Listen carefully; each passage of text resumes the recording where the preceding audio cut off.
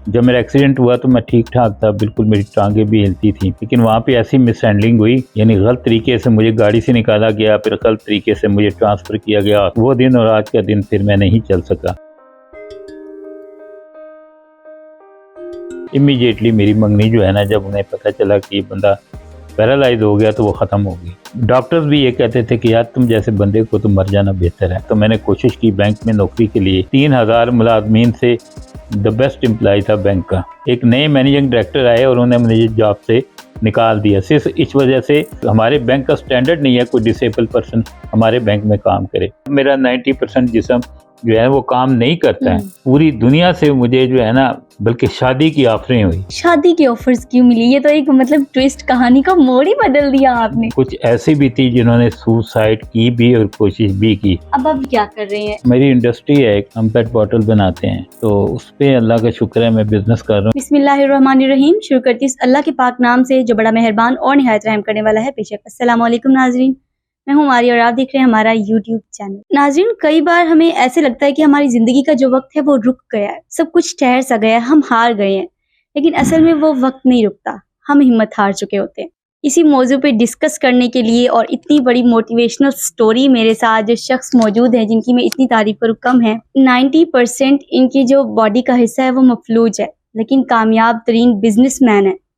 एक तरफ इनकी दुख दर्द की दास्तान है, ठीक दूसरी सिमत में बहादुरी, हिम्मत, अज़म की मिसाल हैं। इन्होंने किस तरह अपने मुश्किल हालात का डटकर सामना किया और किस तरह इन्होंने अपना बिजनेस स्टार्ट किया, हम इनसे जानते हैं इनकी लाइफ का छोटा सा सफर। अस्सलाम वालेकुम। वालेकुम सलाम। आपका जो पहला एक्सीडेंट हुआ सऊदी अरब में हुआ? जी जी जी। ठीक है, फिर दूसरा एक्सीडेंट कहाँ हुआ, कैसे हुआ, किस तरह आप अपने मुश्किल हालात से लड़ते रहे और आपने सब चीजें स्टार्ट की, उनसे लड़े? बिस्मिल्लाहिर्रहमानिर्रहीम। मैं 22 साल की उम्र में रोज़गार के सिलसिले में सऊदी अरब गया। 6 महीने बाद तकरीबन मेरा एक्सीडेंट हो गया। कुछ ही दिन हुए थे मैंने बैंक में जॉब शुरू की थी, तो दोबारा सेहतियाब हो के फिर मैंने बैंक में आया। तो तकरीबन 1 साल गुजरा होगा कि मैं मदीना शरीफ गया ज़ियारत के लिए। वापस आ रहा था कि एक्सीडेंट हुआ और उसमें जो है मेरी रीढ़ की हड्डी पर चोट लगी और जिससे मेरा जो है ना 90% हिस्सा मफलूज हो गया। और यहाँ भी जो वजह क्या थी, वजह ये थी कि मिस हैंडलिंग। जब मेरा एक्सीडेंट हुआ तो मैं ठीक ठाक था, बिल्कुल मेरी टांगें भी हिलती थी, लेकिन वहाँ पे ऐसी मिस हैंडलिंग हुई, यानी गलत तरीके से मुझे गाड़ी से निकाला गया, फिर गलत तरीके से मुझे ट्रांसफ़र किया गया हॉस्पिटल में। उस वक्त तक मैं यानी काफ़ी मेरी हालत ख़राब हो चुकी थी। तो डॉक्टर ने भी कुछ इस पर तवज्जो ना दी, मुझे उठकर चलने को कहा और उसके बाद तो ख़त्म ही होगा। वो दिन और आज का दिन फिर मैं नहीं चल सका। सर, मुश्किल हालात से किस तरह लड़े, काम कैसे स्टार्ट किया, इतने बड़े कामयाब बिजनेस जो है ना तकरीबन 18 महीने मुख्तलिफ हॉस्पिटलों में रहा। कुछ ही अरसा पहले, ये एक्सीडेंट से 1 हफ्ता पहले तकरीबन जो है ना मेरी मंगनी हुई थी। इमीडिएटली मेरी मंगनी जो है ना, जब उन्हें पता चला कि ये बंदा पैरालाइज हो गया तो वो ख़त्म हो गई। तो हर बंदा मुझे बदकिस्मत कहता था। डॉक्टर्स भी ये कहते थे कि यार तुम जैसे बंदे को तो मर जाना बेहतर है। लेकिन मैंने एक ज़हन में बिठा लिया, क्योंकि मैं अल्लाह का शुक्र है शुरू से ही मेहनत करने वाला आदमी था। मैं 10वीं जमात में था तो अखबार बेचता था, हमारे पास अखबार की एजेंसी भी थी। बाद औक़ात ये होता था कि हाकर नहीं आते थे या मुलाज़िम नहीं आते थे, उसकी जगह पे ख़ुद को काम करना चाहता था। मैंने वो भी काम किया अल्हम्दुलिल्लाह। तो शुरू से ही काम करने का एक जज्बा था। उस दौर में एक अच्छा राइटर भी था। उस दौर में मैंने 2 किताबें लिखी थी, एक जन्म जन्म की प्यास और एक आप और आपके बच्चे। मैं बिल्कुल सेहतमंद होके आया तो मैंने कोशिश की बैंक में नौकरी के लिए, मुझे उन्हें स्ट्रिक्टली रिफ्यूज़ कर दिया। क्यों? इसलिए कि मैं माजूर हो चुका, कि माजूर आदमी काम नहीं कर सकता। क्या माजूर आदमी बैंक में काम नहीं कर सकता? नहीं कर सकता। तकरीबन 3-4 महीने में उनके दफ्तर के चक्कर लगाता रहा। मैंने उनको इतना मजबूर कर दिया कि या तो मुझे वो रख लें या मुझे जो है ना कोई मेरे साथ सख्त किस्म का एक्शन ले। लेकिन अल्हम्दुलिल्लाह उन्होंने एक दिन जब हद हो गई तो उन्होंने कहा आए हमारे पास, हम आपसे बात करते हैं। अल्लाह के फजल से जो है ना मैंने काम किया और फिर वो वक्त आया जब मैं 3000 मुलाजमीन से द बेस्ट एम्प्लॉय था बैंक का।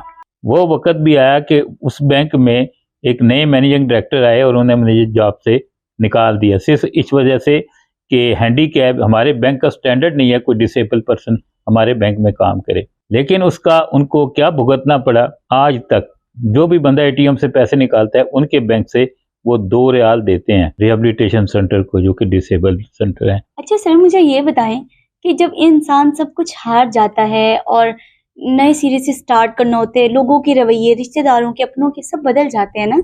आपने भी ज़ाहिर सी बात है ज़ीरो से स्टार्ट किया होगा जब आपको बैंक से निकाल दिया गया था, तो फिर आपको मोटिवेशन कहाँ से मिली और कैसे सब कुछ स्टार्ट किया?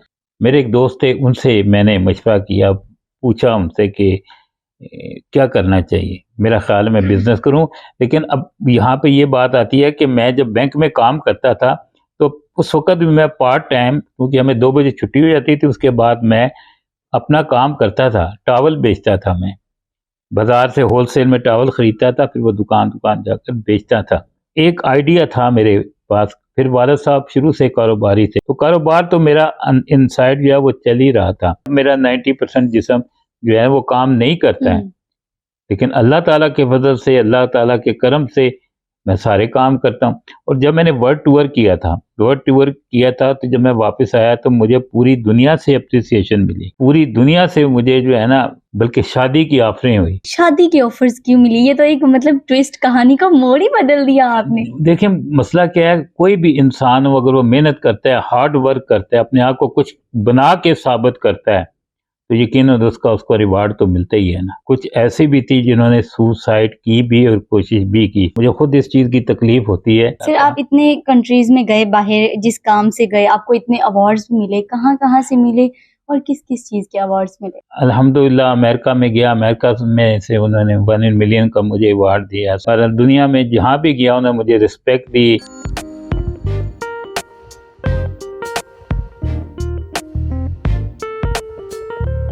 अच्छा सर, मुझे बताएं, आपने कहा था कि आपकी मंगनी टूट गई थी जब आप डिसेबल हुए थे, उसके बाद फिर शादी की, कब की और बच्चे, फैमिली? 1987 में शादी की। मेरा पहला बेटा 97 में पैदा हुआ। माशाल्लाह। जी अल्हम्दुलिल्लाह। दूसरा बेटा 2001 में पैदा हुआ। जब मैं अकेला था तो हर काम मैं खुद अकेले करता था। घर की सफाई करना, किचन का काम, खाना पकाना, लॉन्ड्री करना, कपड़े धोना।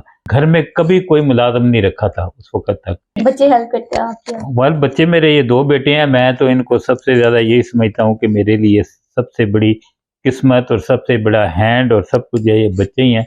मेरा ख्याल है इन 2 बच्चों के अलावा ना किसी ने मेरा ख्याल रखा है, ना किसी ने मोहब्बत दी है। अच्छा सर, मुझे अब आप बताएं कि अब आप क्या कर रहे हैं? मेरी इंडस्ट्री है, एक हम पेट बॉटल बनाते हैं, तो उस पे अल्लाह का शुक्र है मैं बिजनेस कर रहा हूँ। इसके अलावा भी काफ़ी मेरी एक्टिविटीज़ हैं। मेरी किताब है, हाल ही में एक किताब आई, मोटिवेशनल बुक है, और पूरी दुनिया में मैं कहूँगा कि ये किताब जो है ना पसंद की गई है। तो ये किताब है दर्द का सफ़र। अगर कोई आदमी जो है ना नई ज़िंदगी जीना चाहता है, ज़िंदगी से मायूस हो चुका है और वो चाहता है कि मुझे ज़िंदगी कैसे गुजारनी है, वो ज़िंदगी से तंग आ चुका है, तो उसको ये किताब लाजमी पढ़नी चाहिए। और आप जब ये पढ़ते हैं तो जो कुछ मेरे पास एक्सपीरियंस आया है, लोगों से फीडबैक आई है, 1% भी किसी ने इसको रिजेक्ट नहीं किया, बल्कि वो कहते हैं इस किताब ने हमारी ज़िंदगी बदल दी। माशाल्लाह। कैसे लोग ले सकते हैं, ये भी प्लीज मुझे बता दें। वेल ये किताब जो है ये इस किताब के अंदर, बल्कि हमारी जो है ना वेबसाइट पे भी इसका एड्रेस है, जो है ना नीचे मैं इसका कॉन्टैक्ट भी दे दूंगा आपसे।